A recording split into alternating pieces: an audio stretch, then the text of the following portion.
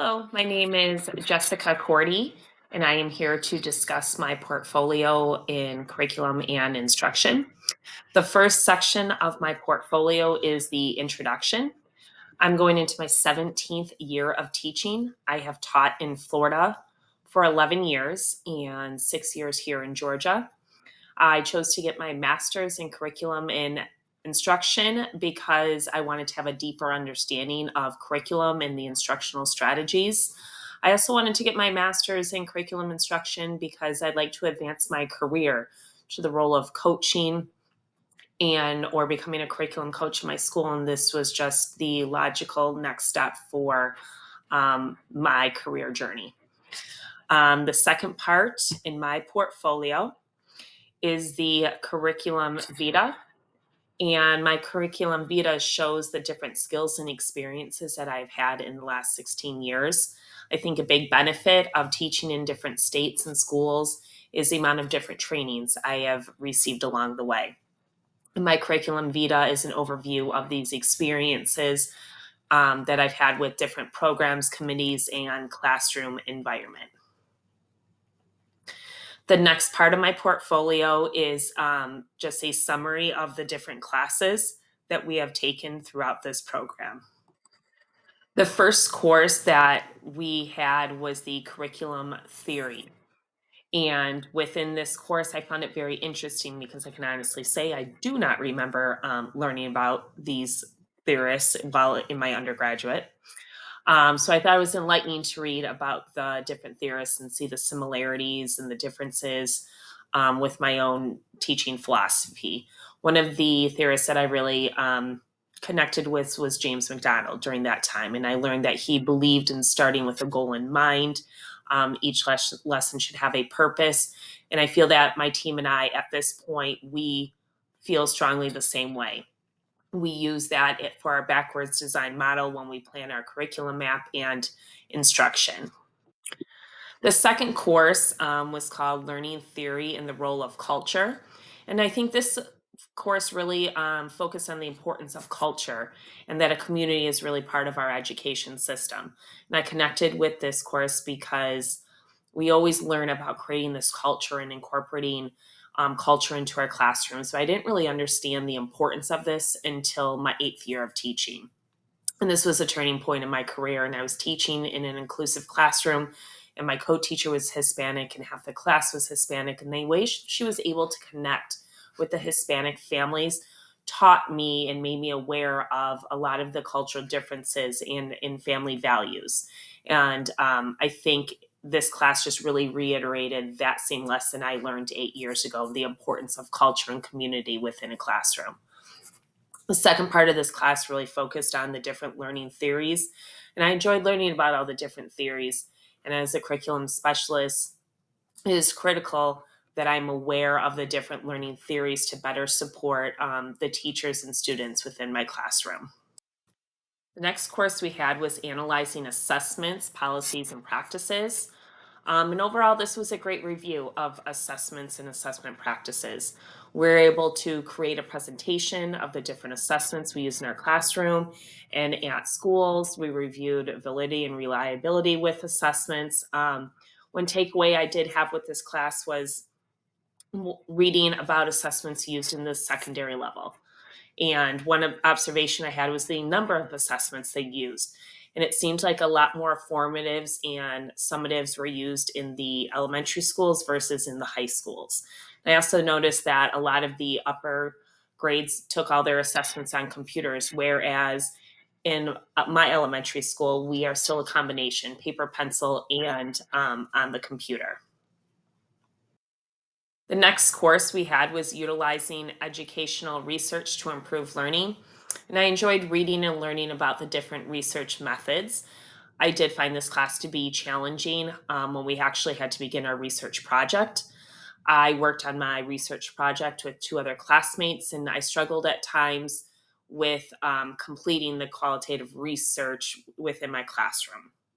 However, my group and I, we really worked collaboratively and we challenged ourselves to complete this and, um, you know, do this research on something that we weren't really that comfortable with, just from not being as familiar with the process.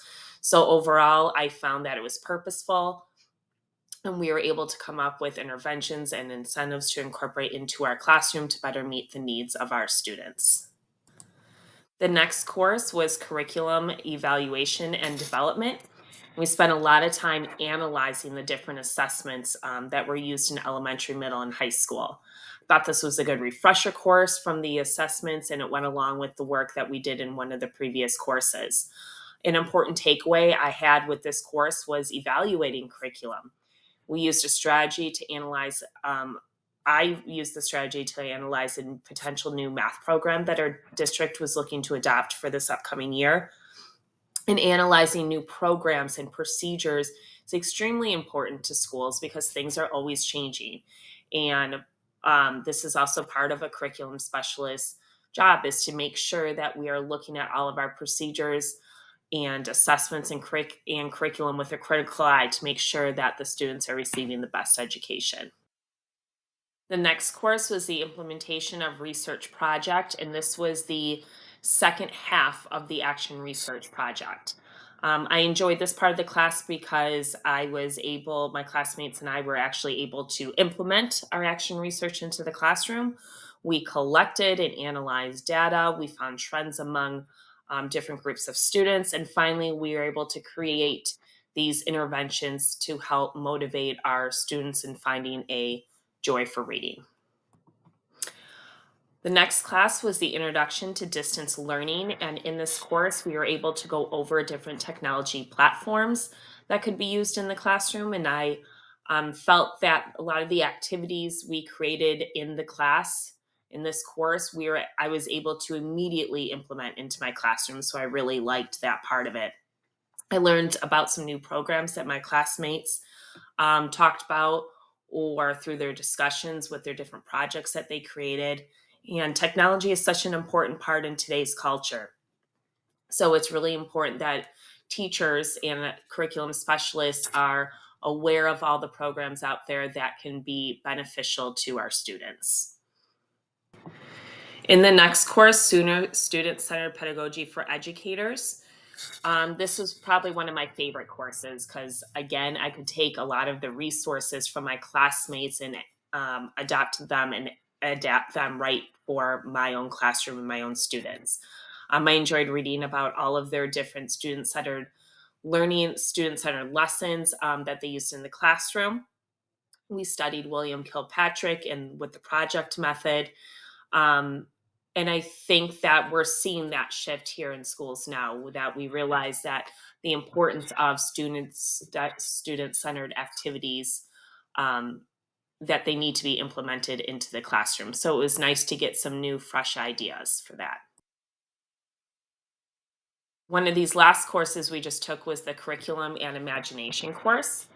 And I enjoyed reading about Eisner, Green, Jane Roland Martin, and I agreed with the importance of incorporating the arts and humanities into the curriculum and creating the safe space in the classroom for students to use their imagination and be creative with projects. And I think this environment just really helps promote critical thinking and problem solving skills for students. I did find it challenging completing these assignments for this class, but they really pushed me to think outside of the box and use my creativity. I typically like to know exactly what I'm supposed to do, what the outcome of the project is going to be.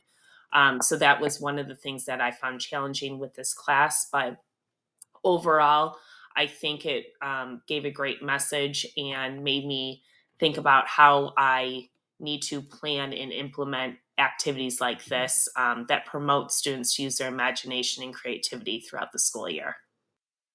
The final course of this program is right now with the curriculum leadership in the capstone. And I think this kind of helped bring this entire program full circle. I was able to articulate how my artifacts throughout the program applied to the learning progressions, which also aligned to the Georgia professional standards. So that is a preview of the classes and courses that we have taken throughout this program.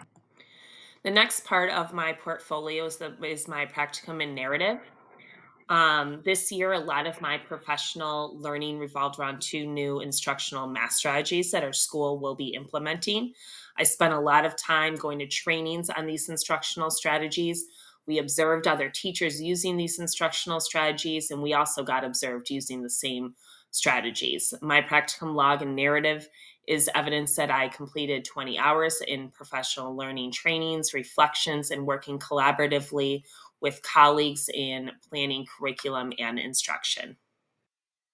The next part of my portfolio is section two with the knowledge, skills, and dispositions. And this is evidence of that I've met the program standards. The first subsection, the learner, or subsection one, the learner and learning, we're going to discuss. It includes the standards one, two, and three.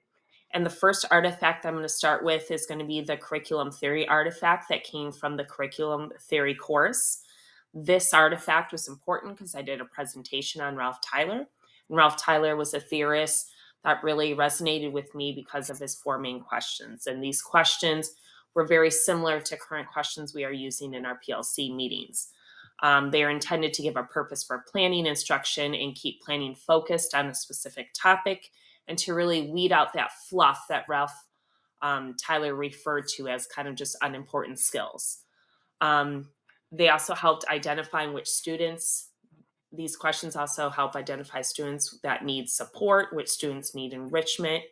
One differing opinion I do have with Ralph Tyler was that he thought all lessons should have a predetermined outcome. And I think that that is important, but not every activity or assessment has to have a predetermined outcome. This will help bring in those creative activities that allow for the critical thinking and problem solving skills for students. The next artifact I included in this section was called Applied Case Study of Culture and Learning. I thought this was an important artifact to include in this section because it really reinforced the significance of including my students' culture into my instruction and my daily routines. It's creating a positive environment that allows the students to feel welcome, safe, loved. This case study also supports that one example of the different learning theories. I specifically focused on multiple intelligences with my students. Teachers know that not all students are going to learn the same way. Instruction needs to be differentiated. And this artifact shows how I can plan and implement a lesson using the different intelligences to help my students learn the material and build those personal connections with the topic we're learning about. As a curriculum specialist, this is going to be really important to make sure teachers and classrooms are using different learning theories in their classrooms. It's also important that all classrooms have a positive learning environment for students and that our school and classrooms incorporate that community and bringing in those important cultural traditions from our students. This helps build relationships between students and families, and that's very critical for the success of a student. Subsection two is the content knowledge. And the first artifact I included in this section, um, or the standards for this section include four and five. And the first artifact I included was my technology artifact. And standard four calls for teachers to have a really deep understanding of the content and what they are teaching. It allows for teachers to use different teaching strategies, resources, vocabulary, anything to really help the student. So I included this technology artifact because it is linked to my online classroom. And my online classroom is an example of how I would scaffold our first unit in math. Not only does it show how I scaffolded our first unit, it also is a technology platform that students can access in the classroom or at home, and allows an opportunity for students to go online and play different games, use different technology programs to really practice the math skills that we're using. It's not just your typical paper and pencil activity. It's also a great artifact for an example of resources and enrichment activities that either students or parents could access at home. The next artifact I also included in this section was the P12 knowledge content field. And I included this artifact because it's a great example of how I work collaboratively with my grade level on lesson plans, curriculum maps, and planning for instructional lessons. One of the slides within the artifact shows the balanced assessment approach that we use in our school. This approach begins with 3 goals we have for our grade level during our pre-planning time. We use these goals to create our curriculum map. And this is all really important for our balanced assessment approach with assessments for learning. Those are the formatives that we are using throughout the school year that guides our instruction. And as a grade level, we analyze and interpret this data from these formatives to help guide our small groups and create learning targets for the upcoming lessons. In order to be able to use this backwards design approach effectively, we have to have a deep understanding of the curriculum that we are actually teaching. Standard 5 in this subsection also allows opportunities for students to express themselves creatively, and have opportunities to use their problem-solving skills. The circular, visual, and written artifact is an example of a lesson that allows the students to work collaboratively and use their creativity. There isn't a predetermined outcome when students have the freedom for an authentic learning experience. In subsection 3, instructional practice, this includes standards 6, 7, and 8. Standard 6 discusses the different assessments that should be used throughout the classroom, and I chose to use the P12 content field presentation again as another artifact for the standard because it gives different examples of the assessments that I use in my classroom. It has examples of summatives, formatives, CFAs, and rubrics that we're using for writing. Assessments are a critical part of my grade level in the planning process, designing, implementing our curriculum, and implementing our curriculum map. These assessments also are used to create our small groups for classrooms in reading and math, and they show mastery on the standards. The next artifact I added to this subsection was the technology artifact with my Google Classroom. I thought this was an important artifact to include in this section because it shows my planning process for my math unit. It's a great example of, again, of how I use that backwards design model when creating learning targets. It shows where I've included the formative assessments that will identify the students who need to be retaught or need to be enriched. The third artifact that I included in this section went along with Standard 8. And Standard 8 states that teachers need to be using a variety of strategies to help develop a deep understanding of the content area for students. I have included my SCP activity and the PowerPoint as an artifact for this subsection. I feel that this artifact really supports every standard within the subsection. It's a 2-week cross-curricular lesson plan that students can work collaboratively or independently. The lesson provides opportunities for enrichment for those students who finish early, and overall, my students just love this activity because they get a chance to be creative, but at the same time, they have to find a solution to a critical thinking task. The next subsection 4, professional responsibility, this covered standards 9 and 10. And standard 9 is talking about teachers continuing their professional learning and evaluating their practice. The artifact I chose for this was my ADPA assessment from the fall and spring. And I have analyzed my ADPA from the fall to spring. And my mentor and I really chose the ratings either developing or meeting in the fall. And that's for a couple of reasons. One, I just transferred in from a different district. The reading math programs were completely new. And two, we were a brand new school. And some of the dispositions were unattainable really in the fall. The one category that I showed a lot of growth in was the 1B, commitment to learners and their development. At the beginning of the year, I was just kind of doing the basics and reading math because the curriculum was still new to me. However, by the end of the school year, each student had individual reading and math goals. They knew their goals. They were tracking their progress. I was conferencing with students. They were in differentiated small groups. So they really, my mentor and I chose to move that from developing to exceeds on that. Another category that I felt was important was 6A, demonstrate cultural competence in interactions and communications. As a new school, it requires there was a lot of communication between myself, students, and families. Weekly newsletters went home. I had multiple conferences, IEP tier meetings, everything that was communicated effectively with parents.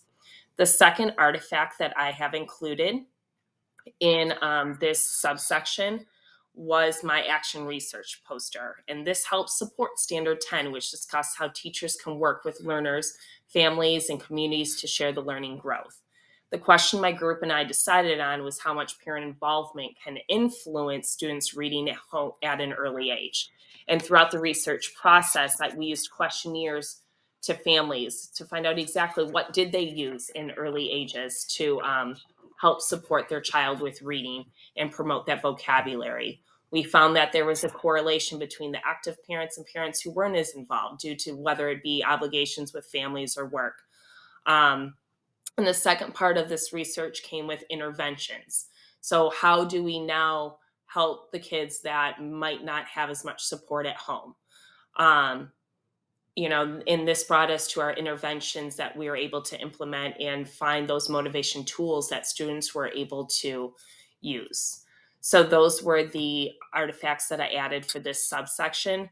Overall, in summary, as I reflect kind of on this program and all the work I've done over this last year, I find that these courses and assignments, they were meaningful. I learned from them. I made connections with a lot of the activities and resources, and I hope to continue to grow as a curriculum specialist and teacher. Thank you.